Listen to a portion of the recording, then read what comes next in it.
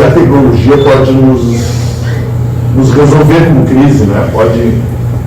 E a minha resposta, eu já de antemão vou dizendo, não acredito.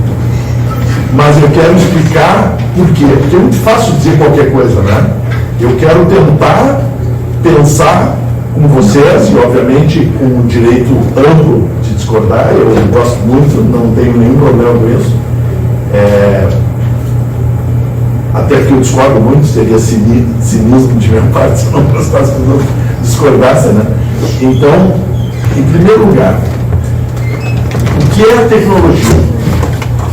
A gente precisa disso na universidade, não se fala sobre isso, eu acho muito complexo.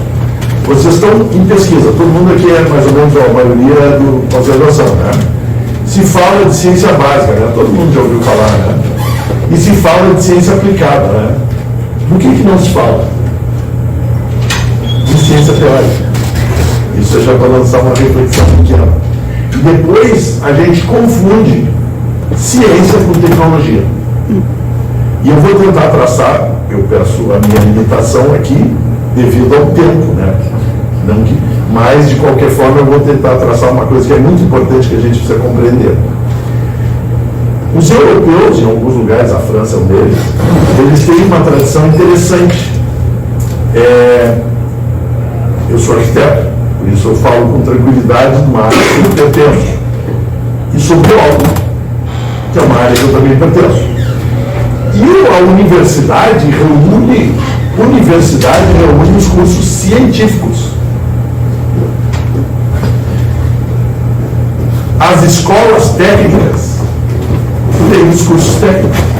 Então, é uma coisa didática que a gente não tem aqui, mistura. E vocês vão ficar mais loucos agora, porque eu vou eliminar para perguntar, engenharia é técnica. Não, medicina é técnica, jornalismo é técnico, direito é técnico, arquitetura é técnico. Os arquitetos, falando de casa, se acham artistas, os técnicos, entendeu? Pode, obviamente, exercer arte em qualquer área, né? Que é um tipo de arte, aquela técnica. O que é técnica? É a aplicação do conhecimento. Aplicação prática de conhecimento. Quem que é um advogado? Ele não cria o direito, ele interpreta e faz as coisas. Um médico, ele não cria nenhuma cura, ele aplica. Um engenheiro, um arquiteto. Tá? Quem é que produz esse conhecimento? Quem é que produz o conhecimento da arquitetura? Quem é que inventou a viga pré-tensionada, que vence vãos maiores, que tu estica os cabos de aço por dentro e depois concreta com eles esticados? Os físicos. Quem estuda material é físico. Aí tu vai dizer assim, bom, e isso é uma coisa que vocês vão dizer a primeira vez quando vocês disserem isso. Ah, não, mas o cara é engenheiro e pesquisa material. Ele pode ter a formação de engenheiro, mas ele está fazendo ciência. E ali ele não está sendo cientista. Porque a engenharia não se aprende para fazer pesquisa. Com arquitetura não se aprende para resolver problemas práticos. Isso é o curso. A medicina, o cara é médico, mas está fazendo pesquisa. Bom, ele está fazendo um papel de biólogo. Né? E óbvio, é muito desejável. E eu, pessoalmente, diferente da universidade, onde nós estamos, que eu amo, que é a minha universidade, eu amo profundamente, ela diz, temos que fazer interdisciplinaridade, multidisciplinaridade, agora transdisciplinaridade. E sabe o que ela faz? Especialista. Pega em qualquer edital para professor e vocês vão ver que eles querem especialista, mestrado, doutorado na área. Então, um discurso da moda, bonito, uma prática que reflete outra coisa. E quando a gente fala isso, eu não estou recriminando aqui, eu estou dizendo como é que é. Quando a gente fala isso, a gente está refletindo valores. Sabe por que a gente contrata só jornalista para dar aula no jornalismo? Porque a gente não acredita que outras áreas são capazes de contribuir para o jornalismo. Sabe por que a gente não, na nutrição, por exemplo, que é uma área que eu tenho uma vida inteira de trabalho, eu vou lá dar os cursos de pós-graduação, eu não consigo dar aula de nutrição porque só entra no corporativismo. O que é esse corporativismo? A base o discurso nós temos competência sobre isso. A realidade mercado. Mesmo, insegurança. Entendeu? Só que para a gente produzir na nossa área, seja qual for no jornalismo, na arquitetura, etc., pessoas altamente capacitadas, a gente precisa desejar trazer produção de outras áreas, porque aí aquele cara vai ser o cara para o futuro. Né? E nós estamos preparando as pessoas para o passado. E isso é muito preocupante. Bom, mas isso já é outro assunto. Eu vou tentar me ater no meu tema aqui. A tecnologia, por exemplo, isso aqui é uma solução tecnológica. Tem gente que inventou, tem químicos que inventaram o PET, as bases plásticos à base de fitalatos, né? Extremamente resistentes, etc. Aí tem os caras que isso aqui é bom para água com gás, sei lá, essa aqui não tem gás, felizmente. Mas eu não gosto de água com gás, mas respeito quem gosta. Isso aqui é uma revolução que indica valores. Aqui dá para ler toda a nossa sociedade, pessoal. Toda a nossa sociedade está dentro desse produto. Esse produto aqui é água. Eu vou contar uma história, é chato dizer isso, mas a gente tem que dizer, né? Porque quem viveu tem que contar. Eu estava na arquitetura, no início, e tinha umas revistas europeias de pôsteres, um concurso de pôster, de fotos espetaculares. Um dos vencedores, sabe o que era? Choque. Era um monte de lata empilhada, assim, eu me lembro, se não me engano, era uma forma assim, triangular. O cara tirou uma foto de um monte de lata empilhada, escrito Wasser, alemão, água. Água enlatada. Aquilo chocou as pessoas. Agora. Eu estou falando de século passado, não há dúvida, mas as pessoas ainda funcionam algumas, né? Estão vivos ainda. Eu estou te falando de 76. Isso ganhou um concurso. Com uma ideia chocante. Água dentro de uma lata. Aí vieram, essas latas eram latas feitas de ferro mesmo, de base de ferro. Veio a cerveja em lata. E as pessoas dizem assim, o que eu vou tomar esse troço? É uma fortuna essa lata, eu vou jogar fora depois. Vou comprar uma embalagem e jogar fora. O cara comprava cerveja, tomava cerveja, devolvia a garrafa, comprava outra. Então o que tu estava comprando era o conteúdo de cerveja. E ela lavava e vinha de novo. Uma garrafa de cerveja podia durar 100 anos, 200 anos, a mesma garrafa, trabalhando. Aí, todo mundo dizia, não. Eu me lembro de uma cena, e eu estou falando de tecnologia, pessoal. Eu me lembro de uma cena que eu era pequenininha, entrei no supermercado. Eu muito pouco fui ao supermercado quando era pequeno, mas esse foi um dos passeios. E eu virei para a mãe e disse assim, o que é esse negócio aqui? O músico era pra caramba. Esse negócio branquinho, ela guardanapo, eu digo, mas isso aqui é pano? Não, isso é papel, eu digo. Mas como é que vai lavar isso? E eu disse, não, isso é para jogar fora de quem? É que vai comprar o guardanapo para jogar fora o dinheiro dele. Vocês imaginam alguém idiota ao ponto de fazer isso? Então o ser humano tem um perigo que é o seguinte, rapidamente, quem descreveu isso foi o Kremer, Roberto Kremer, normose, esse termo é a fotografia do ser humano. Ele normaliza coisas que não poderiam. A gente normaliza a violência, o sexismo, tudo que é coisa a gente normaliza. Muito rápido, é assustador. O que parecia uma coisa estúpida, e ainda continua sendo, ninguém mais se dá conta que é. E tu não pode, e notem bem, às vezes a gente diz, como é que as pessoas não sabem? Quem teve a experiência comparativa pode. Para vocês é uma verdade. A água está dentro de garrafa PET. Tem gente que acha que galinha sai de fábrica, sei lá, né? As crianças identificam e perguntam que bicho é aquele com penas, né? Mas por que ela está suja de penas? Né? E elas conhecem uma outra galinha. Bom, E a gente rapidamente normaliza isso. Por exemplo, quem é que tem dor de coluna aqui?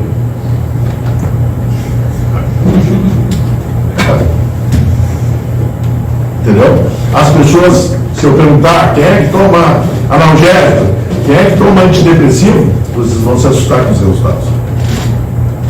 E sabe o que é isso?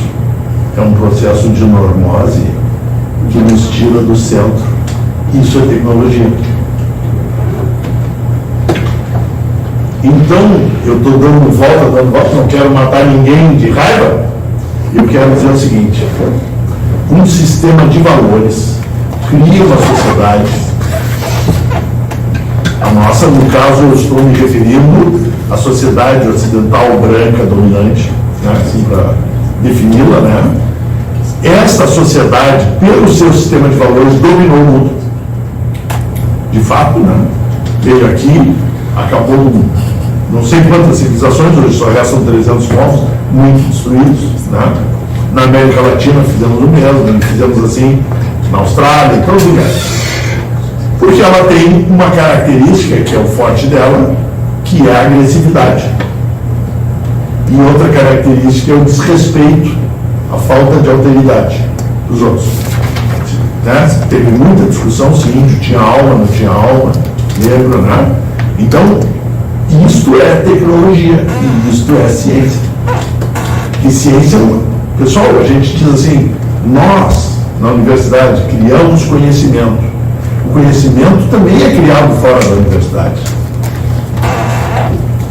Pajés que curaram dezenas de pessoas com ervas, que eu acreditava com a minha mente ocidental branca, né, que nos educou a todos, eu acreditava, o pajé tem prática, ele foi testando, né? Pasmem quando eu descobri, e claro, deve ter pajé assim, né, hoje, que o pajé ele entra na floresta e pergunta quem é que cura aquela doença. Ele dialoga com a floresta. Isso é muito mais profundo. A minha ciência biológica que eu pratico, eu sou fitoterapeuta há muitos anos. Então, essa é uma ciência de observação, medição, papapá. Só que os caras não passam. E essa nossa fitoterapia, a maioria foi roubada de civilizações que não testaram nos seus índios. Eles perguntaram, o Goethe, todo mundo sabe que o Goethe é um artista, né? Escritor e tal. Quem aqui sabe que o Goethe era um baita biólogo? Ninguém. Por quê? Sabe por quê, pessoal? Foi apagado esse lado goetheano, porque o Goethe praticou, além de ciência, era um baita cientista, ele praticou uma coisa proscrita na ciência que se chama fenomenologia. Hoje está voltando de uma forma totalmente distorcida na pesquisa. Mas a fenomenologia russeliana que inspirava o Goethe, que inspirou o Steiner, que criou a antroposofia, e inspirou grandes mentes do mundo, que foram todos marginalizados, era o Goethe fazia botânica assim, ó. Ele parava e observava as plantas, esperando que elas dissessem a que vieram. Bom, isso precisa um nível de despoluição mental, precisa percepção, precisa de muitas coisas. Né? Bom, eu estou classificando, eu quero explicar a tecnologia, a nossa ciência, tá? Nós somos uma civilização que chegou em determinados momentos, a classe média, ela simplesmente entendeu que a razão resolvia o mundo, a racionalidade. É inclusive ela que constrói as universidades. E tudo hoje que nós fazemos está construído pela racionalidade. Para fazer isso, ela primeiro eliminou ou perseguiu o que simbolicamente, naquela época, era tido como uma emoção. Outra faceta. E vocês já ouviram falar das Inquisição, né? Inquisição não era contra as mulheres, era contra um tipo de percepção e visão da vida que não é racional, que que não é cartesiana, que estava fora do reflexo do penso logo existo, da filosofia do Descartes. E aí a gente vê grandes filósofos depois, mas a gente tem que fazer ressalvas. Porque essas pessoas, esses grandes filósofos, todos foram numa época que o conhecimento era uma coisa só. O cara era filósofo, era cientista, ele era, né? Mas muitos, os gregos especialmente, acreditaram que a racionalidade resolvia o mundo. E nós estamos imersos nisso. A gente está contaminado por isso. Mas, não, mas é o sentimento. Não, mas eu gosto dela, eu gosto de você. Tá. Isso é o sentimento permitido. Se eu entrar aqui e dizer eu tenho a intuição disso, vocês vão olhar, entendeu? E toda a ciência foi construída não pela racionalidade. A grande ciência foi construída pela intuição. A intuição é a junção. Isso é uma interpretação minha, eu assumo as responsabilidades da emoção com a racionalidade. Quando eu deixo um sistema de percepção que é muito mais refinado, que leva a milhares de coisas que eu não sou capaz nem de computar racionalmente. A razão é genial. Resolve matemática, esse prédio pega essa racionalidade, eu posso calcular a menor pilar ali que não deixe cair, entendeu? Então ela é muito útil para fazer beabá. A gente acha que esse beabá na nossa sociedade é tudo. O avião voa. Incrível, cara. Como é que tu acha de toneladas voando? Tudo racionalidade. Então ela é muito útil. Mas ela não faz ninguém feliz, ninguém seguro, ninguém desdeprimido. Não faz. A racionalidade nos levou a essa situação de epidemia mundial de depressão, epidemia mundial de dificuldade de concentração. A racionalidade diz assim: tem um bicho aqui, esse bicho come planta, põe um veneno e mata o bicho. Essa é a racionalidade. Algumas pessoas sensíveis dizem assim: pô, mas isso nós vamos matar também. Não, mas isso não é racional. Isso aí, nós envenenamos nossos alimentos. Qual é a espécie do mundo que esse dá o trabalho de produzir, gastar dinheiro em veneno para comer? Vocês conseguem imaginar que alguma espécie do mundo faça isso? Nós fazemos. Gastamos milhões. E querem saber mais? A gente livra eles de impostos. Para o agrotóxico ficar mais barato. Que é do nosso interesse comer o máximo de agrotóxico. É o que a gente faz. E esse agrotóxico está criando uma epidemia de autismo, uma epidemia de várias coisas. Bom, o que eu estou querendo dizer é o seguinte: existe uma cultura de valores. Então, eu, claro, estou pincelando aqui, né? Mas eu peço desculpas mas aí vocês me demoram só 10 horas para falar. Eu tenho que compactar desse jeito. Essa cultura cria um sistema de valores. Nós somos, por exemplo, a gente é consumista. Eu sou menos, mas eu sou consumista. Eu valorizo coisas. Eu luto por coisas. E eu tenho no meu imaginário, nos meus sonhos, coisas também de consumo. Pode ser alternativa, mas ainda é consumo. Eu só como orgânico. Consumo. Porque a forma como eu fui ensinado a olhar é consumo. Eu poderia simplesmente comer. Um índio que está na Amazônia, sem nos conhecer ainda, entendeu? Ele não tem consumo. Ele come. Ele caça, ele faz as coisas que têm que ser feitas. Mas ele não aspira a ter mais comida que ele precisa para comer. Ele não tem preocupações, será que eu vou? E homem, ele também não tem neurose. Muitos estudos mostraram isso, os índios brasileiros. Não tem esses probleminhas que nós temos. Bom, esse sistema aí chegou, olhe, me perdoe pela simplificação, mas é que tem que caber num espaço aqui. Chegou num momento que teve um cara lá, e muitos outros, mas eu vou falar desse cara que é simbólico, seu Marx, chegou e disse: nós estamos desumanizando, humanidade é injusto, nós estamos destruindo as pessoas, fazendo elas trabalhar até morrer, mas valia, tudo bem. É uma ruptura. Aí se criou um bloco incrível que apostou nesse sonho. Aí eu vou simbolicamente aqui colocar no bloco, senão a gente fica numa infinita divisão, que é o que é a verdade. Né? Mas vamos só falar da União Soviética, que já era possível muito dinheiro. Eles conseguiram fazer uma coisa, chegava lá, eu me lembro de entrevistas poucas, quando começou a abertura, que os caras iam lá e tal.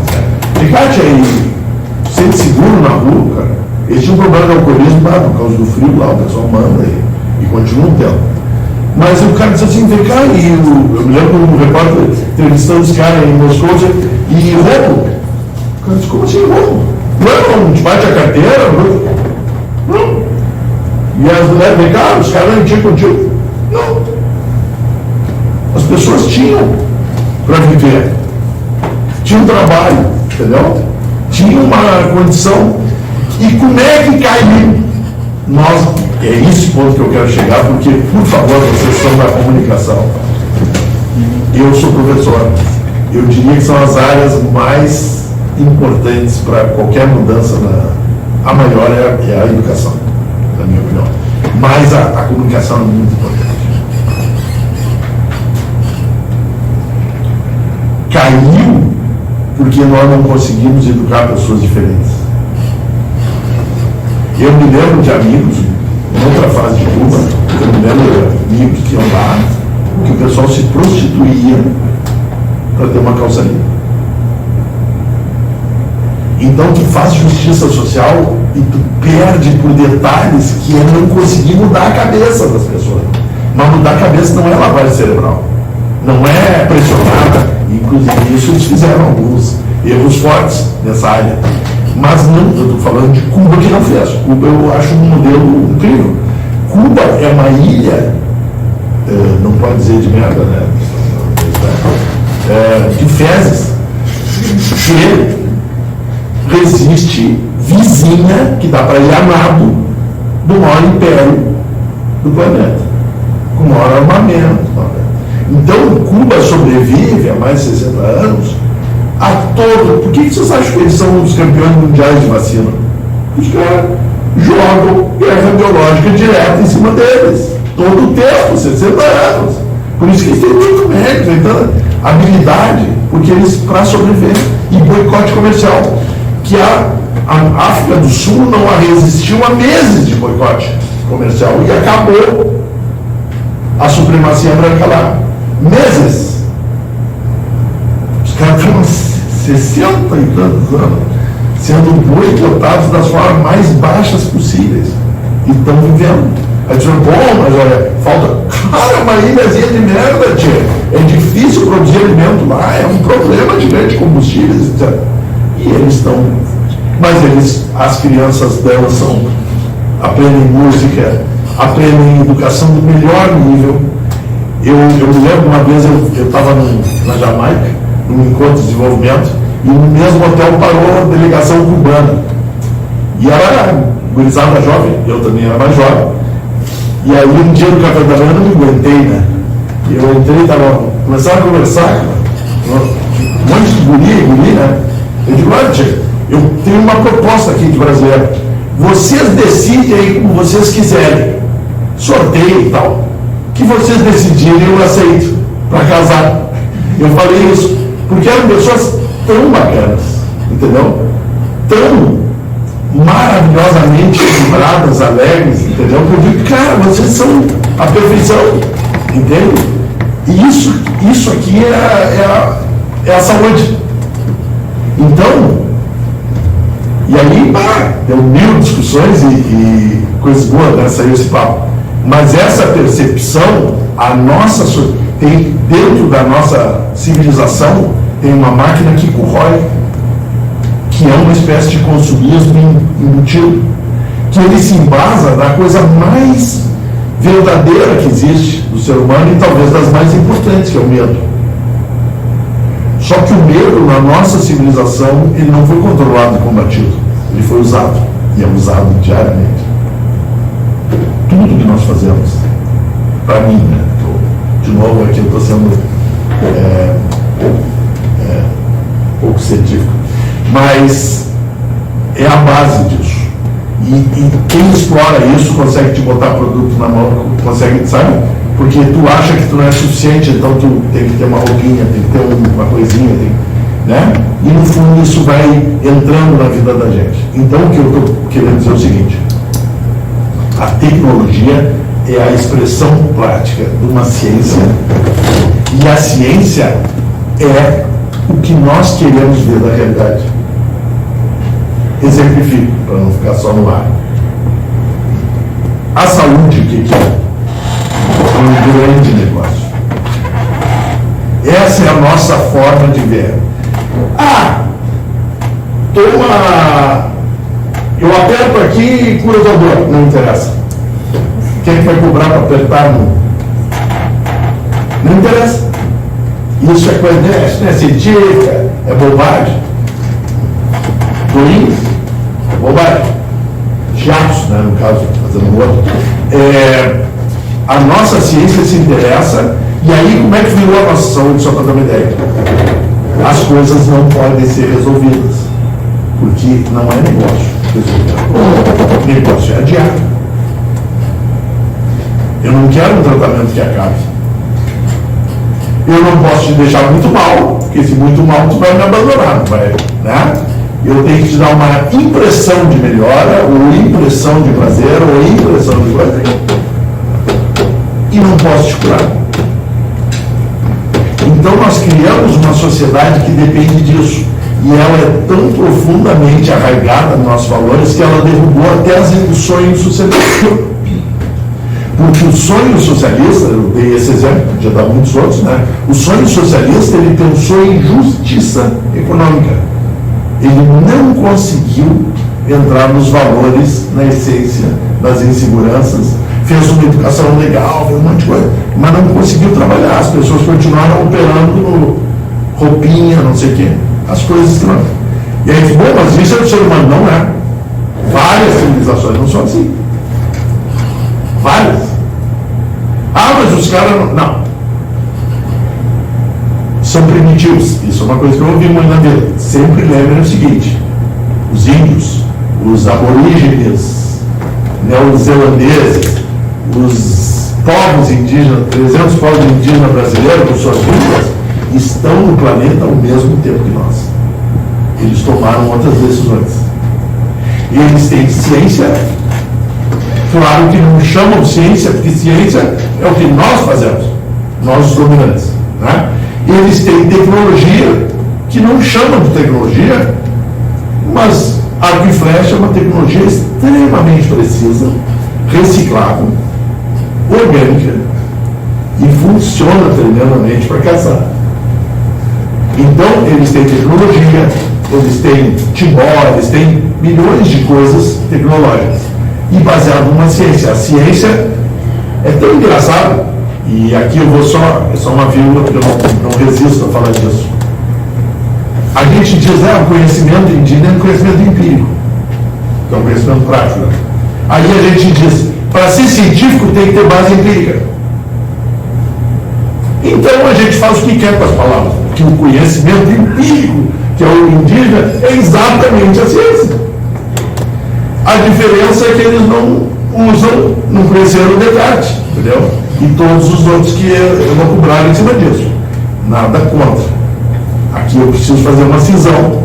Eu trabalho com teoria da complexidade e, de fato, não acredito em Descartes, que funciona, como o Newton funciona para máquina de calcular, só que não para a vida, entendeu? Então a biologia, que na verdade é a ecologia, exige um sistema mais requintado de compreensão da realidade. Este é o ponto que nós estamos.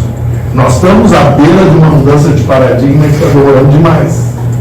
Ela começou a apontar no começo do século passado. Eu não estava ainda incomodando no planeta, muito antes de eu nascer. Já começou. E até agora, eu estou começando a ficar menos jovem. E ainda continuamos decanteados. continuamos sendo vítima da nossa própria especialização. Tudo que a gente diz, todo mundo tem claro isso. Cada um na sua caixinha, todo mundo quer sair da caixinha, mas não fazemos nada para isso.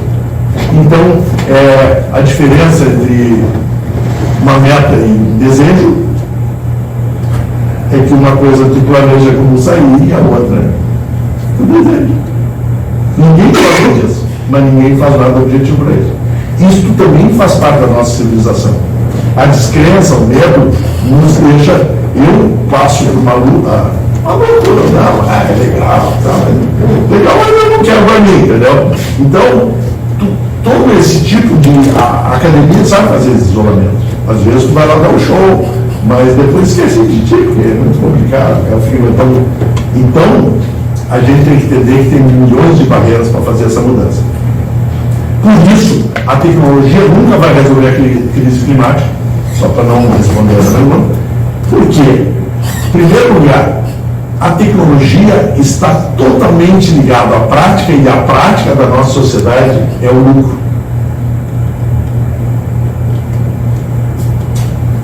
É a acumulação. E a própria Revolução Socialista não conseguiu. Ela teorizou sobre isso, mas não conseguiu. Até agora. Nós precisamos de uma mudança mais embaixo. Não é a economia o problema. O problema é que o centro da nossa sociedade, dita capitalista, dita socialista, é a economia. E a economia é uma coisa marginal à vida. Entendeu? Nós embasamos tudo em um sistema de troca social que não tem nada a ver. Quais são as coisas mais importantes que tem na vida? Me diz uma aí. Qual que é o? Alimento. Alimento. Indispensável. Nossa, Convívio. Amigo. eu ia falar família. Eu ia falar essa aí, eu achei que era muito. Mas aí eu te pergunto o seguinte. O que é um conceito de família? Eu te pergunto o seguinte. Família. Família diz tudo. Tem conceito de família. Eu te pergunto o seguinte. Ainda não conseguiram totalmente mercantilizar, mas está a caminho. O processo de mercantilização das relações está a caminho. Quando a gente começa a valorar o trabalho, sabe? Porque a gente entende, para a mulher fazer o que realmente tem que acontecer, né? Que é uma libertação, ela tem que ser valorada. Não! Ela tem que destruir o valor da sociedade maldita que criou essa prisão do valor. Entende? Mas então eu estou cuidando do meu, tanto. Não é isso, entendeu? Nós estamos fazendo isso. Primeiro era marginalizado, porque não tinha valor no seu trabalho. Aí quando o valor tem valor, mas que valor? Eu estou dando o tamanho do desafio que nós temos. Eu não estou dando as soluções, até porque eu não tenho elas. Eu tenho algumas intuições, né? Mas eu quero dizer também que nós somos desencorajados a encontrar soluções complicadas, né? Muito mais complexas. Então, eu estou trabalhando e tenho ajuda de amigos numa solução complexa de desenvolvimento. Então, eu estou buscando, eu não sei se vou chegar, nem pretendo trazer a verdade, mas eu quero trazer uma verdade diferente dessa. É o meu trabalho atual da vida, é buscar uma verdade disruptiva. Porque o que nós estamos fazendo hoje, por exemplo, desenvolvimento sustentável, que poderia ser um exemplo de como controlar o clima, né? Nunca vai controlar. Porque o desenvolvimento sustentável é um discurso que virou rapidamente, facilmente marketing. Mas tem gente séria? Tem. Mas olha aqui, eu pergunto para vocês. Tu está morrendo de câncer. Tu chegou a um estado de desenvolver o câncer. Mas eu tenho esse remédio aqui, eu tenho esse remédio aqui, eu tenho uns remédios naturais. Vocês acham que isso vai curar o câncer? Vocês acham que alguém que sabe fazer câncer não faz de novo? O que cura o câncer é o que levou a desenvolver o câncer. É isso que tem que ser mudado. E nós queremos uma solução para acabar com aquele tumor e não para acabar com o que gerou o tumor. Então a nossa sociedade é uma sociedade que trabalha e se dedica arduamente. Note bem, não tem nenhuma arrogância, eu não acho que tem ninguém fazendo, em princípio, coisa por mal. Mas nós trabalhamos arduamente no resultado e não em produzir e usar o resultado. Então, o que eu estou querendo dizer com isso? Para mudar a tecnologia, que é uma tecnologia de início, ontem à noite eu fui no debate numa rede nova, interessante para vocês devem conhecer, RS, rede RS. Está recém saindo. Vocês estavam lançando, né? Lá no Tecnopuc, estão lançando programas em TV aberta, a cabo, 55 parece que é o canal, não tenho TV aberta, então, mas é 55, eu vi um comentário. O debate era sobre hidrovias e assoreamento do clima. Aí eu ouvi, tinha os 3 caras que eram mais importantes, eu diria, que é o presidente da Associação de Hidrovia, o cara dos postos, não sei o que. Um ambientalista que eles botaram para virar debate. E aí os caras falaram e tal, e eu fiquei olhando assim, eu digo, tudo que eles enxergam é as hidrovias. Aí os caras disseram, mas tu é contra a hidrovia? Eu digo, não. Porque a PAN sempre foi a favor de transporte hidroviário, transporte mais racional do mundo. Mas o que vocês defendem não é o transporte hidroviário. É um monopólio de grandes empresas multinacionais que economizam o transporte hidroviário. Polo Petroquímico, a Yara, de adubos químicos, empresa norueguesa, do governo norueguês. É uma multinacional de governo, como é a Telefônica da Espanha, etc. E a CMPC, a maior celulose do mundo. Esses são os usuários das nossas hidrovias. Então nós estamos botando 750 milhões do dinheiro que o governo federal liberou, o governo do estado não, que está deixando de pagar. Então o governo federal liberou 750 milhões desses troços vão para desassorear as vias. Eu digo, fica aí, essas multinacionais gigantes não vão entrar com nada. Mas eles pagam impostos, os outros. E a minha preocupação é isso, é que vocês, e aí eu coloquei, bem simples, entendam esse raciocínio, talvez ajude a entender o que eu estava tentando dizer. Eles querem desassorear para manter, para os canais funcionarem e a navegação tem navio preso, aí coisa tal. Eu disse, o que vai fazer, o que vocês estão fazendo para que na próxima chuva não assorie de novo?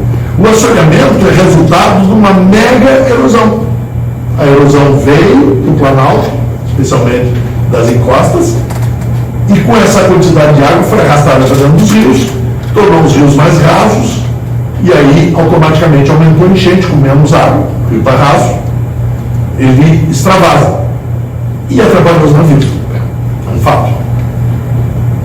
Na próxima chuva pode acontecer igual. Por que funciona isso? Eu pegar a grana que deveria ser usada toda, que é muito dinheiro que foi liberado, 3 bi, né? 3,5, 6, sei lá, é muito dinheiro. Bi não. É a bi. Para evitar a erosão. Como é que você evita a erosão? Reconstrói mata e encosta. Muda a tecnologia agrícola, que é estúpida, primitiva, mas até vou deixar isso de lado, reconstrói mata de costa, reconstrói mata ciliar e desdrena, porque elas foram drenadas as várzeas, que são o maior amortecedor de água que tem, inclusive para proteger a mata ciliar. Se eu recomponho isso, mas isso é caríssimo, é o estado inteiro, é de graça, pessoal. Sabe quanto é que custa? Uma cerquinha para o gado não entrar, que os passarinhos fazem o resto do trabalho, semeia, enquanto tiver passarinho. Mas isso é outra pesquisa que eu estava lendo hoje. Mas está havendo uma extinção gigante de aves, não é só abelha.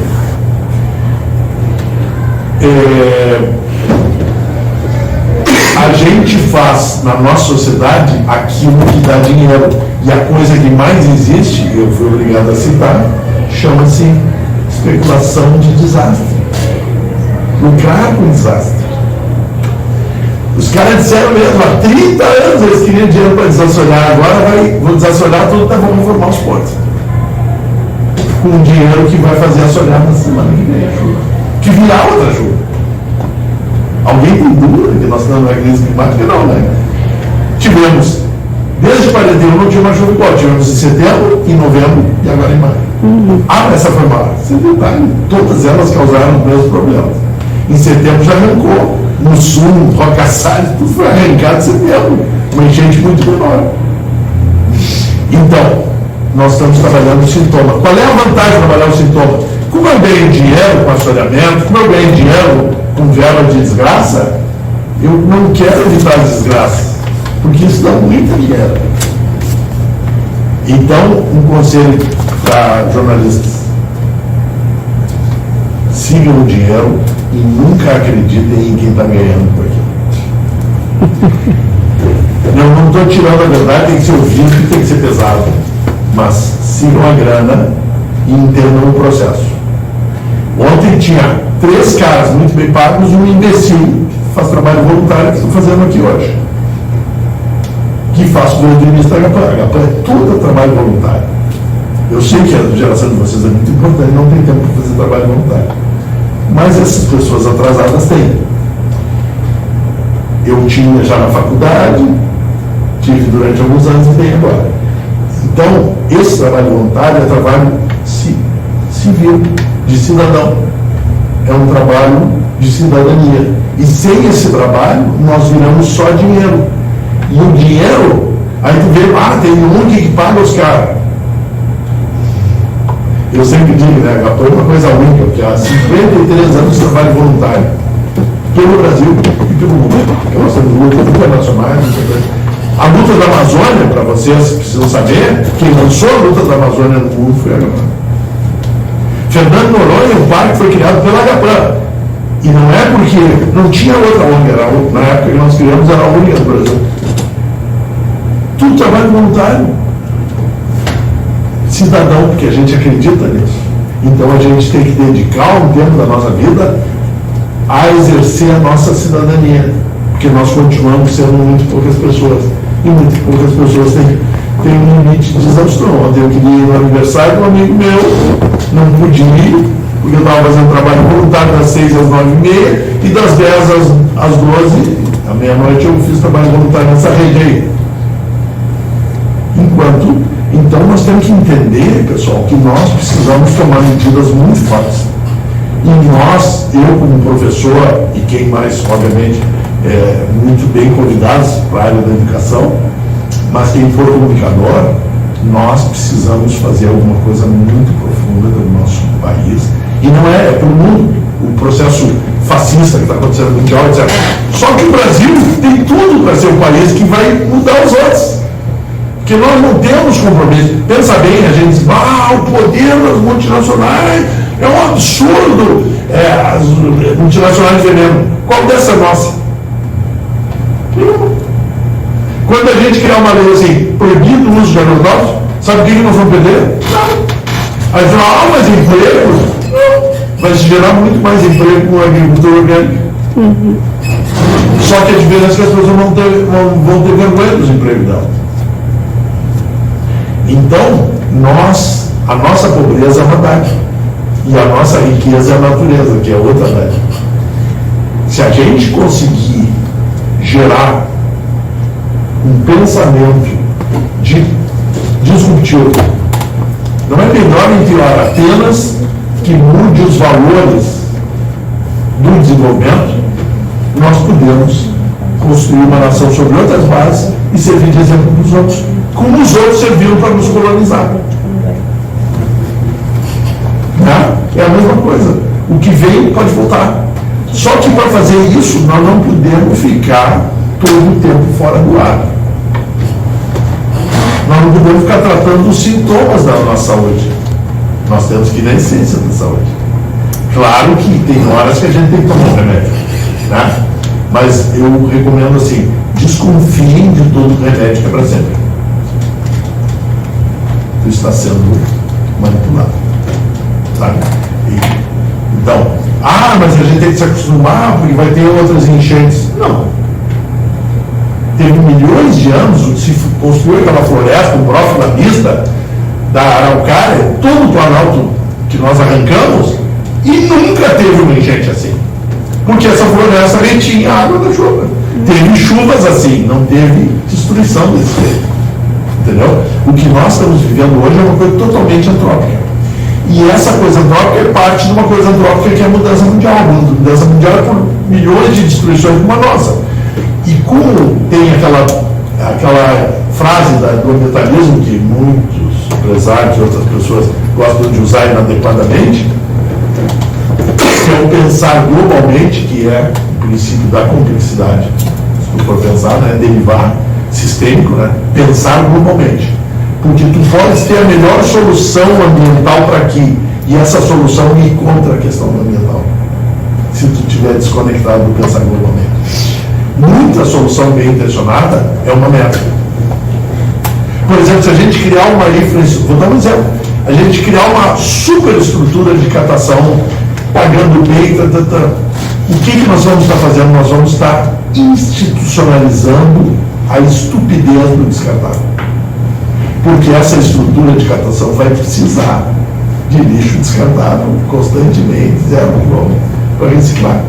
Nós temos que acabar com o lixo. E nós temos que pegar essas pessoas maravilhosas, que fazem essa função social maravilhosa hoje, o Alex e toda a turma, e conduzir eles para uma vida melhor. Entende? Então a sociedade nós tem que pensar o todo. Mas onde é que a gente pode agir? Que merda? Eu só consigo agir aqui com vocês. Porque é aqui que eu estou. Né? Então, agir localmente. Porque se a gente age localmente, não fica só elogiando, que isso é uma coisa que eu aprendi muito na universidade. Eu estava falando do lado bom, mas o lado ruim, a gente só se reunia todo o tempo, no período militar, para pensar como mudar o Brasil, democratizar, como socializar, sei lá o que fazer no Brasil. Mas a gente dedicava tudo o nosso tempo da universidade pensando em como melhorar o país. Só que a gente fazia pouco. Porque nos tiraram o poder. Então nós temos que recuperar o poder de fazer as coisas. Porque a base da alienação é o desempoderamento. E o desempoderamento começa quando é pequeno e diz para ti, pô, mas o que tu pensa que é para discordar do Einstein? Eu sou um cara. O Einstein era um cara, entendeu? Ele disse, pô, mas terceiro mundo quer fazer teoria. E aí eu vou chegar numa coisa que é, para mim, profundamente prazerosa e importante. Quando eu estava no mestrado em Ecologia, no século passado, eu fui numa SBPC, você sabe o que é, né? A Sociedade Brasileira, Congresso da Sociedade Brasileira pelo Progresso da Ciência, em Brasília, e lá encontrei um novo. Eu era estudante novo, mas tinha uns professores lá, e eu ficava, não quer, eu vi um cartazinho, reunião para criar a Sociedade Brasileira de Biologia Teórica. Eu digo, opa, tô nessa. Fui lá, 26 pessoas, criamos a Sociedade Brasileira de Biologia Teórica. Voltei realizado, eu, agora sim, era tudo que eu queria. Que eu estava querendo trabalhar teoria no mestrado, e inclusive fui conduzido a sair do mestrado, depois de vários anos de luta, porque não aceitaram. E eu tive que fazer mestrado depois e outras coisas que não aceitaram que eu queria fazer uma metodologia científica para pesquisar ecologia. Porque a ecologia usa uma metodologia cartesiana. A ciência dos sistemas, que é a ecologia das relações, faz pesquisa cartesiana para descobrir o conhecimento dela. Vocês conseguem entender isso? Aí é só ir na ecologia livre. Então, tem uma. E aí, quando tu tenta uma coisa, enfim, tu vai sofrer as consequências. Eu trouxe, e o diretor do Centro de Biotecnologia foi reitor da URGS, nós brigávamos muito, porque ele era um cara muito conservador e tal, mas era um cara que conhecia, vai daqui e tal. E aí ele veio, Mineiro, que história é essa que não botou ali no mural? Que história é essa? O que é biologia teórica? reitor. Não. Vocês estão entendendo o que é o desempoderamento do terceiro mundo? Nós não sabemos o que é ciência teórica. Agora pense a maior piada do mundo. O que nós fazemos no Brasil mais? Ciência básica. Qual é a ciência mais cara que existe? Ciência básica. Ela é importante? Claro, é importantíssima. Ela classifica espécies, faz não sei o que lá, estuda tudo. Entendeu? Ela é a base para tudo. Só que ela não dá retorno.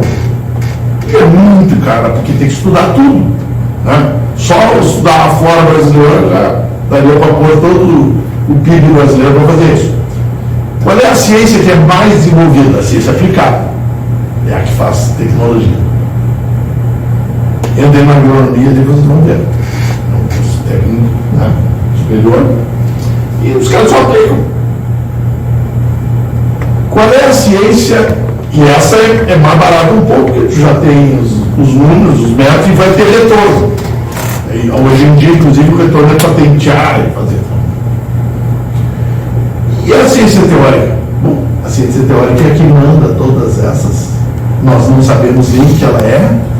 E sabe quanto é que ela custa? 0. Uma bunda e um lápis. É tudo que o museu vai fazer de ciência teórica. Graças a Deus, depois de muitos anos de frustração, eu consegui fazer meu trabalho teórico, de mestrado, de doutorado, não sem probleminhas, mas consegui. Porque está fora do nosso, isso não existe. Ninguém fala. Tu pega um livro de metodologia científica, tem tudo, mas não toca na palavra. Não. Sabe o que se faz quando a gente faz? O Centro de Ecologia da UFRGS foi criado, Cooperação foi o primeiro centro de ecologia, o primeiro mestrado de ecologia no Brasil, no mesmo ano São Carlos e Porto Alegre. Então são os dois primeiros, nós somos os primeiros no Brasil. Saarbrücken na Alemanha, convênio. 11 anos os caras mandaram máquina, tudo. Legal. Eu pergunto para vocês. Quando nós pegamos um espectrofotômetro de absorção de massa, cuja lâmpada sai o preço de um carro de luxo, o que nós estamos fazendo? Nós estamos fazendo pesquisa caríssima, de base, etc., mandando dinheiro para a Alemanha que criou a máquina. Mas por que ela criou a máquina? Porque teve um cara que fez uma teoria sobre aquilo, e essa teoria se desenvolveu em ciência básica, em prática e coisa. E quando tu está fazendo ciência, tu depende do que os caras dizem que tu tem que fazer. Vou mudar de área completamente. Fitossociologia, estuda a relação entre as plantas, as espécies diferentes. Entra na floresta e estuda como é que elas se relacionam. As metodologias que se estudavam, que provavelmente ainda se estudam, são Braun-Blanquet e Miller-Dambois. Alguém de vocês sugere que isso seja europeu? Sim, é. Então são dois caras e dois caras. E aí, sabe o que se faz? Uma floresta na Alemanha, tu entra e sai do outro lado, tu vê 9 espécies de árvores. Aqui tu anda em 1 hectare, 100 metros por 100 metros, tu tem 150 espécies de árvores em DAP acima de 15, que é as árvores grossas. Aí eu perguntei uma vez para um fitossociólogo aqui nosso, professor, Picatio, mas essa metodologia é para pensar numa biodiversidade baixíssima europeia. A gente adapta. Usavam a muleta torta. E aí a gente faz pesquisa torta.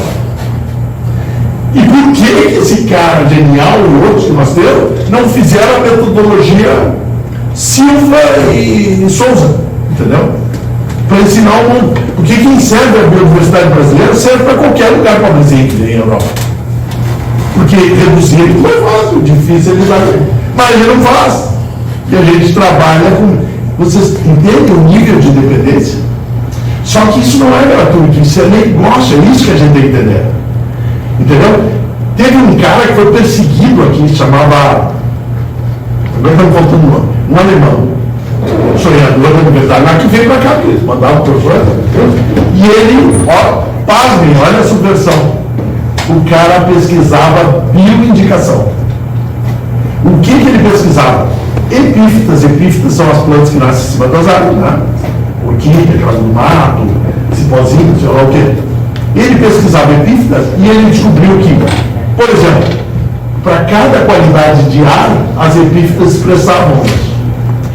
Então, pontinho amarelo na ponta da folha da orquídea tal é excesso de enxofre.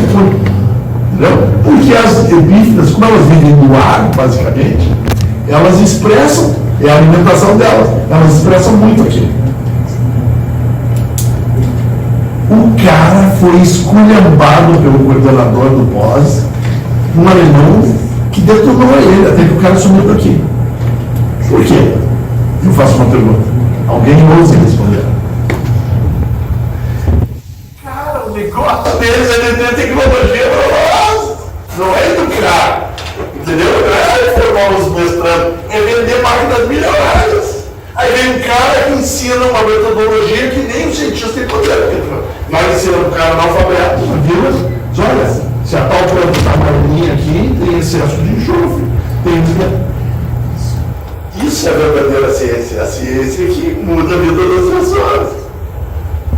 E até hoje a minha indicação é claudicante. Não precisa máquina, não precisa produto químico, não precisa ver. E além mais, não precisa nem biólogo. Se eles tiverem generosidade de ensinar para a população, qualquer um faz. Aliás, qualquer um faz, para mexer no espectrômetro de absorção de massa, qualquer um faz, só que cria, assim, de laboratório, né? Isso é o poder. Isso é a coisa que tantos se dedicaram como Foucault, que é a arte de separar as pessoas e concentrar poder. Qual é a verdadeira ciência que é libertadora? E aí eu disse para ela, falei, essa tira de dor, aperta aqui, cara. Mas, se eu for sistêmico, eu vou dizer, aperta aqui, mas tu cuida no caminhar, dando umas 10 quadras com uma bacia encaixada, presta atenção no espaço que tu está dando, que não vai precisar apertar aqui, mas o que tu vai ter essa dor. Sabe o que a gente faz? Temos que examinar. Gasta dinheiro em máquinas que não são nossas. Gasta um monte de dinheiro e depois diz assim, tu está com uma hérnia de disco, vai ter que operar. E aí quando tu operar, tu vai ficar, saibam, eu avisei, pro resto da vida dependente de operação, porque operar coluna significa, vai operar de novo e vai ter dor presente. Na hora vai resolver. Daqui a 6 meses começa a piorar. É um fato, desculpe se eu estou incomodando alguém com isso, mas é um fato. Só que hérnia se cura. Existem várias práticas que curam. A quiropraxia cura, a osteopatia cura qualquer hérnia, extrusada. Explodiu a hérnia, não tem problema nenhum. Também são tecnologias da nossa sociedade. O que realmente cura é buscar o que produziu a hérnia. Entendeu? Mas claro, momentaneamente, eu posso fazer uma quiropraxia e tirar toda a dor e aliviar para. Mas tem que buscar o que é na postura e o que é na prática diária que procura. Porque as coisas são produtos. Aí as pessoas dizem, tu quer dizer que então eu tenho câncer, a culpa é minha. Pessoal, a gente foi educado pela culpa e ainda hoje a geração de vocês não quer assumir culpa de nada e tal. Não é culpa. Culpa é uma coisa que os neopentecostais estão recriando a todo vapor. É responsabilidade. E sabe qual é o bom da responsabilidade? Diz assim, pô, eu tenho câncer, tu vai dizer que a responsabilidade minha é que tu pode curar. Se não é tua, eu estou te desempoderando. Eu estou dizendo que tu está ferrado, caiu no teu colo. Agora o que foi da câncer, né? Agora a genética, o pessoal da genética, que namorou muito com o nazismo. Ela sofreu uma geneticista. Mas namorou muito com o nazismo. Eu quase fui defenestrado uns anos atrás, que eu disse isso na Sociedade de Biologia que eu presidi. E a genética ia resolver o mundo, né? Vocês viram a solução? Não, agora matamos todos que não resolveu nada. Agora, curiosamente, a ecologia, que é a ciência mesmo da biologia, resolveu até a genética. Agora vocês ouviram qual é a última moda da genética? Epigenética. Epigenética é a ecologia do material genético. Ou seja, o 2 mais 2 não resolve nada. O que resolve é o que a gente faz com esse 2 mais 2, que é a epigenética, é a ecologia da genética. Eles nunca iam reconhecer, chamar de ecogenética, né? Então é epigenética, está ao redor da genética. o ambiente que eu estava falando. Então, vocês veem, nós temos uma disputa profunda na produção do conhecimento, na utilização do conhecimento, mas o que eu estou querendo dizer para vocês é que a coisa é mais embaixo, é nos valores. E os valores, eu não tenho uma cartilha, porque eu moralizo a mesma merda de sempre. Nós temos que descobrir os valores. Nós, como sociedade, temos que nos reunir e descobrir novos valores. E aí construir um plano de sociedade em cima disso, que vai fazer pesquisas para realizar isso que nós queremos, nosso sonho. E aí, em cima dessas pesquisas, nós vamos produzir um conhecimento. E, claro, vamos aproveitar os conhecimentos. Aí tem muita coisa muito importante, ninguém está desfazendo do conhecimento produzido. Ele apenas não está resolvendo. Né? E a gente tem que repensar de um outro olhar. E aí a gente vai produzir o conhecimento, e quando produzir o conhecimento, a gente vai produzir a tecnologia para aplicar esse conhecimento. E aí nós podemos ter uma outra sociedade. E aí essa sociedade com outros valores vai resolver o problema climático. Ninguém resolve, ninguém apaga incêndio com lança-chamas. E é o que nós temos que fazer. Mais das coisas. Tem um projeto, né, que é o. Agora me faltou o nome, ARB, né? Que são super sons americanos. Os Minions adoram, mas é pior que essas pesquisas existem, né? Para controlar o clima, a natureza é infinitamente mal. Dá para fazer chover.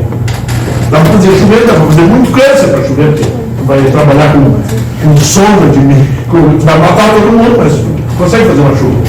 Né? A que custo? O planeta precisa de milhões de toneladas de chuva. Isso não consegue. Então, a gente perdeu a relação.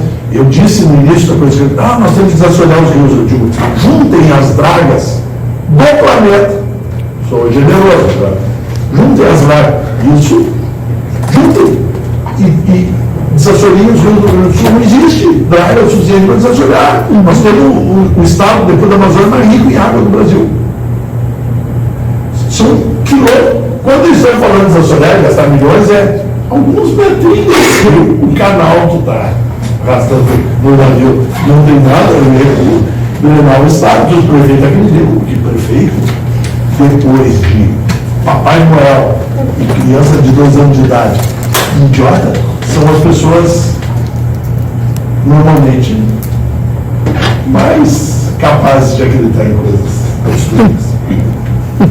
Eles não dedicam muito tempo, geralmente, porque eles estão muito tempo fazendo demagogia, não dedicam muito tempo em pensar o futuro do seu povo, né? Porque são os prefeitos que têm maior acesso, que eles estão no local. O cara que mais pode fazer diferença na nossa vida, ninguém aqui viveu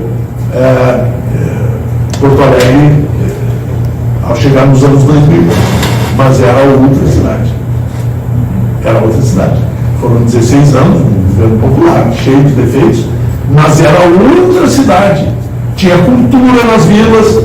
Foi, aliás, hoje que vocês pensam que é vila, que é cidade, desde a Campo da Chuca, Volta da Cobra, Vila Pinto, era barro, não entrava de noite. Eu fazia trabalho com estudantes de biologia nas vilas, só entrava nós de noite porque os traficantes permitiam. Porque estavam de entrando no meio da rua, a polícia não entrava. Em todas essas vilas que se falam mal hoje, são cidade hoje. Não tinha coleta de lixo, não tinha esgoto, não tinha polícia e não tinha ônibus. Vocês conseguem imaginar uma vida assim? Tu morar num lugar que tu trabalha, de noite não pode sair. Porque não deixavam os caras sair. Não tinha segurança, não deixavam. E se tu saísse, ia ter que nadar no barro, caminhando em cima do esgoto, escorria tudo. Isso foi a primeira coisa que o governo popular priorizou: esgotos e os eixos das vilas asfaltados para poder entrar ônibus, entrar coleta de lixo e entrar a polícia. Foi uma grande unidade, para o bem e para o mal. Mas isso tudo são formas de valores. Só que esses valores não resolveram. Tanto que vocês viram agora, isso vocês viram, né? Uma Argentina entrou na classe média, no Brasil, saiu da pobreza, entrou na classe média, e aí veio o cara dizer, agora todo mundo vai ser rico. Não ensinaram matemática para o pessoal. Eles acreditaram. E continuam acreditando. E vou dizer mais, o que nós não conseguimos fazer até hoje foi educação. Educação não é ensinar nada, é ensinar a pensar. O Freire deu uns passos importantes, mas o Freire não entrou na complexidade. Nós precisamos agora fazer tudo junto. Nós precisamos ensinar a pensar, o cara entender que toda a experiência dele tem o mesmo valor que a nossa, que ele sabe coisas diferentes da gente, o analfabeto, né? Por isso que o Freire educava, alfabetizava em 48 horas. Por quê? Porque a primeira coisa que ele trabalhava era a autoestima. A autoestima é a base. Por que a gente tem medo? Por que a gente não faz ciência teórica? Porque tudo, a gente é sabotado por um sistema que ninguém é o mal. É um sistema que funciona. A perversidade do sistema, eu vou explicar para vocês, e eu acho que eu vou acabar, porque vocês devem estar todos morrendo de raiva de mim. Você sabe o que é uma SA? Quando eu estava no direito, desculpe que não estudar essa coisa diferente, eu estava no direito e comecei a aprender sobre SA, Sociedade Anônima. Aí eu digo, pá, cara, foi o maior insight que eu tive no direito. Eu digo, essas merdas são um negócio que se criou que por se move. Expressão essa que a gente usa. Ele é auto-independente. Vamos ver. BASF. Isso eu tive a chance de perguntar para o presidente brasileiro da BASF, na Câmara de Vereadores aqui em Porto Alegre. Queriam desratizar Porto Alegre. Eu digo, quem é que tem a melhor equipe formada de técnicos e cientistas da área de produção agrícola no Brasil? Ele não disse, vocês, né? Se tu decidisse que tu queria agora só vender controle biológico, não quero mais vender agrotóxico, o que ia acontecer? Ele ficou quieto, eu digo, ia perder o emprego, né? Se vocês não entenderam, ele ia perder o emprego, ele é empregado, bem pago. E o que interessa é quanto gera de lucro a administração dele. Controle biológico é barato. A coisa mais barata que tem é Coca-Cola, porque não tem conteúdo ali. Um suco de laranja, vai ter que pagar mais laranja, vai ter que produzir as laranjas, né? Então, o adubo químico e o veneno é um produto sintético baratíssimo, que tu vende a milhões, porque a tecnologia é patente. Se ele vai vender controle biológico, vai diminuir o lucro. Ele tem expertise para isso, mas nunca vai fazer isso. Aí eu digo, tá, mas ele é muito bom, ele convence todo o conselho da BASF que eles não vão mais trabalhar com agrotóxicos, vão só trabalhar com coisas de controle biológico, porque eles têm uma parte de equipe e eles vão ensinar as pessoas. Não. O que vai acontecer? Vai o conselho todo para a rua. No primeiro mês que começar a cair o lucro, vai o conselho, porque o conselho que manda no presidente, troca o presidente, é pago também, é empregado. Mas quem é o dono? Vocês. Da base, desculpe dizer, mas são vocês. Vocês no banco, por acaso, não põem no fundo do banco? Fundo de investimento, para não ficar o dinheiro parado na conta? O fundo de investimento investe nas empresas que ações mais crescem. Veneno, remédio, se é que dá para chamar de remédio, química da saúde e química agrícola. Vocês são os donos abaixo. E sabe quando vocês vão se reunir para mudar o destino da base? Nunca. Porque ela ela tem cara no Paquistão, tem chinês comunista, tem. Todo mundo é dono da base. Então, nós criamos um sistema tão maluco, isso foi a minha conclusão lá na época, que eu tive uma iluminação de cara, não tem país, não tem controle, não tem nada. Porque as pessoas que investem querem lucro para o seu dinheiro. E para dar lucro, sempre vai fazer o pior, que é mais lucrativo. Então, como é que a gente controla? E aí eu fiz a pergunta no final. Vocês não tem como controlar. Ela ficou quieta. Eu digo, tem uma forma de controlar. O cidadão se reúne e diz que proíbe agrotóxico. Liberta toda aquela gente ali para poder fazer controle biológico, o presidente do animal, porque ele sabe que está envenenando as crianças do mundo inteiro. Liberta essa gente toda, como dizia o Paulo Freire, que não leu, leia, porque ele é básico para a comunicação. Aliás, ele tem Comunicação e Extensão, que é um livrinho dele maravilhoso, por exemplo.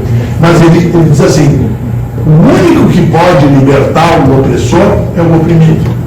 Porque o oprimido, quando se liberta e quando se descobre poderoso, ele liberta o outro. O outro não tem como se libertar, se não for através dele. Então é lindo, porque pensem bem, não só tu está deixando de te ferrar, como ainda está libertando aquele que te ferrava. Isso é uma coisa muito bonita. E isso é uma reflexão profunda que a gente tem que fazer. Dá para mudar o destino do planeta, mas diretamente a nossa espécie, que é a que está em maior risco. Infelizmente, outras nós estamos extinguindo mesmo, mas nós não vamos extinguir a vida, né? A vida vai continuar. Nós ficaremos entre os dinossauros, os fósseis. Mas dá para mudar isso, mas para mudar isso não dá para arrumar os mesmos caminhos que levam para os mesmos lugares. Nós precisamos de um outro caminho. Inclusive em relação à justiça social. Porque hoje as pessoas não querem mais ser Antes era assim, tu ser um operário dos tempos modernos do Chaves, se você não viu, deveriam ver, um operário que sai de noite, vai dormir, fazendo aquela mesma coisa que ele fazia o dia inteiro. E aí, qual era a diferença? Era esse operário ser explorado e morto, extraído tudo dele, ou ele ser um operário bem pago, com justiça. Mas dá para ser melhor que isso. Dá para ser melhor que isso. Então, acho que a gente precisa teorizar sobre uma outra coisa que talvez não seja o capitalismo, que não tenha, e que possa usar livremente de recursos de toda a criação humana. A justiça social é um recurso comum. Né? Então, é isso que eu recomendo. E, obviamente, eu estou tentando fazer uma parceria disso. E eu estou pensando, eu queria ouvir vocês, e, aliás, se eu queria ouvir vocês por uma forma mais de vocês do que minha. Claro, aqui também posso ouvir, mas pode ser via Instagram, não. Se vocês têm interesse, eu estava pensando em fazer um curso para comunicadores. Obviamente eu preciso viver, e o trabalho voluntário, vocês já entenderam que não dá muito lucro, né? Então seria um curso pago, mas eu estou pensando em fazer um curso pago para comunicadores sobre complexidade, desenvolvimento dessas coisas. E se alguém tiver interesse, se manifeste ali no Francisco Milanês Oficial no Instagram, que é o que temos. É isso. Mas, por favor, vamos conversar. Eu estou feliz.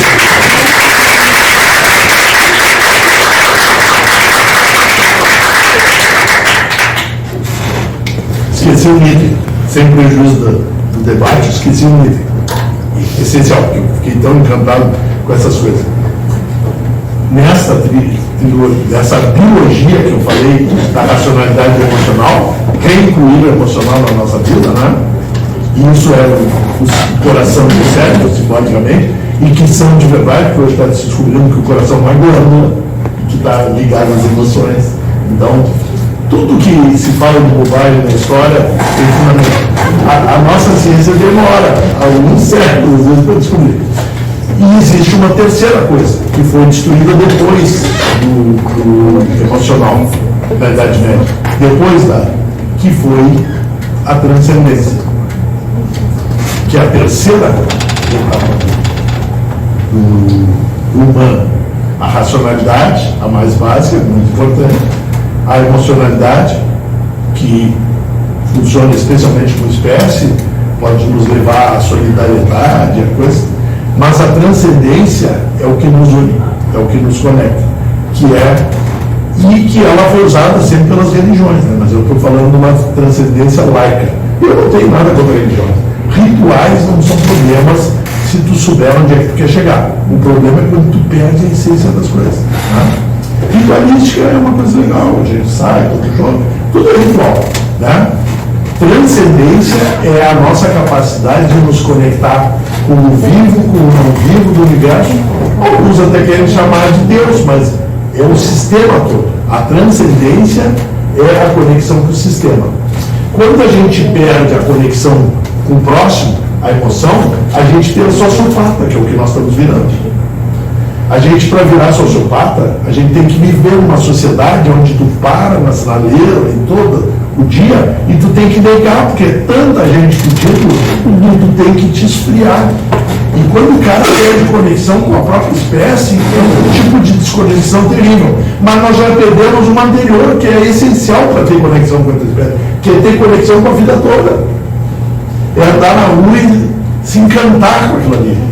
Tu pode comer o bichinho, não tem problema, tem gente criando novos tipos de respeito, que eu respeito profundamente, vegetarianismo, etc. São tipos de respeito. Essas pessoas se dão ao trabalho, baseado numa lógica da nossa ciência, de valorar que a vida de um animal é mais importante que a vida do vegetal, porque o animal é parecido comigo. Como eu sou o centro do mundo, que é um medo, engano, então o animal, os que são parecidos comigo são importantes, sempre, os que não são, não são.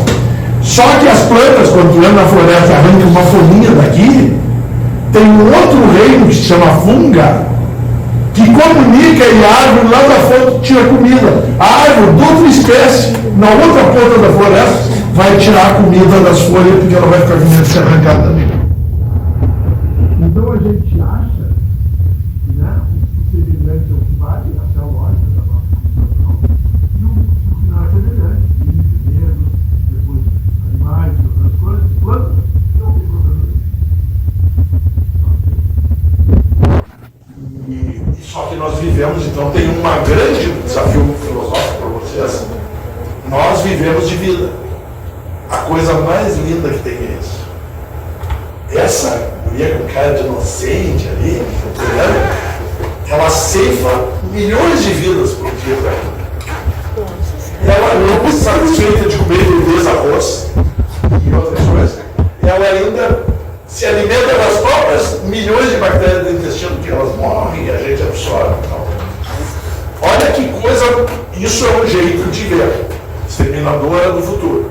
O outro jeito de ver é dizer, que coisa mais linda que a vida é cíclica e é circular, que a gente vive, tira a vida de uns e a gente vai dar a vida para que outros vivem depois. Quem não se incinera, se vocês acham que tem alguma coisa de ruim, se incinerem para morrer. Mas eu pretendo ser comido por vermes, todos esses outros bichos que, como eu, merecem igualzinho.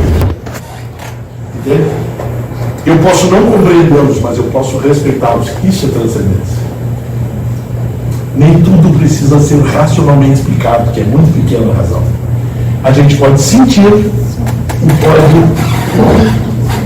perceber. Então, eu não queria deixar incompleto. Nós precisamos de uma educação que nos desenvolva em toda a conexão. E eu esqueci de dizer, agora vou aproveitar, que eu tenho uma teoria sobre as cidades. O ser humano, pelo medo, que eu já disse que para mim é a base, se separou da natureza, de medo. E aí, quando ele se separou da natureza, ele foi acolhido pelos que dominaram ele, né? Os príncipes e toda essa porcaria, né? E aí, eles foram naturalmente explorados e foram evoluindo, aí se criou a burguesia, né? Essa aglomeração gerou o comércio e gerou um outro tipo de poder que acabou derrubando os próprios príncipes. Só que medo. E aí, quando o ser humano se viu poderoso, sabe o que ele fez? Ficou com medo do seu vizinho, da sua própria espécie. E aí a gente começou o processo de enjaulamento. Quanto mais rico tu for, mais enjaulado tu tá. Tu tem que andar num carro blindado, numa casa blindada, com segurança. Tu abre mão de toda a tua liberdade para ser seguro. Porque tu tem medo do outro. Por que tu tem medo do outro? Porque tu sabe que está errado. Tem alguma coisa errada. Mas agora, qual é o requinte que a geração de vocês está chegando rapidamente? Não que a nossa não tenha explorado essa área. É o medo de si mesmo. Quando tu perde o contato com a tua natureza, a tua própria espécie, tu te sociopatiza, eu diria. e aí tu te suicida e deprime. O medo de si mesmo, medo de encarar a própria vida. E não se preocupe, tem remédio para tudo isso. Só que tem que tomar por causa da vida. E eu recomendo usar o remédio, mas pensar um caminho para se livrar dele. Que vai ser mais difícil pensar com o remédio, porque o remédio importa. Ou seja, isso é o problema da complexidade das questões. Quanto mais envenenado nós temos, mais dificuldade nós temos de enxergar a saída. Mas dá. E eu acho que coletivamente dá melhor. Então, eu recomendo realmente o pensamento sistêmico. E estou muito feliz de estar aqui.